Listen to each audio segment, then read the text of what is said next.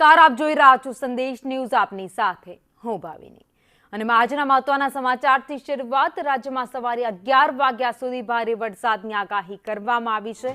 10 વાગ્યા સુધી અતિભારે વરસાદ પડી શકે. રાજ્યના 23 જિલ્લામાંથી ભારે વરસાદની આગાહી કરાઈ છે. 23 જિલ્લામાં 10 વાગ્યા સુધી ઓરેન્જ એલર્ટ આપવામાં આવ્યું છે. અમદાવાદ, ગાંધીનગર, અરવલ્લીમાં ઓરેન્જ એલર્ટ અપાયું. મહેસાણા, બનાસકાંઠા, સાબરકાંઠામાં પણ ઓરેન્જ એલર્ટ આપવામાં આવ્યું છે. ગીર સોમનાથ, અમરેલી, ભાવનગરમાં ઓરેન્જ એલર્ટ અપાયું તો આણંદ, ખેડા, મહીસાગર, પંચમહાલમાં વરસાદનું ઓરેન્જ એલર્ટ હવામાન વિભાગે આપ્યું છે.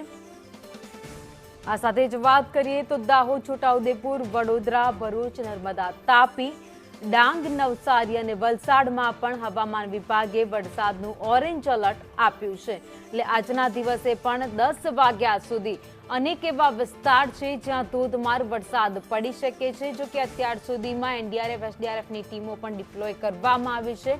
ભારે વરસાદની આગાહીના વચ્ચે લોકોને પણ સાવચેત રહેવા કહેવાયું.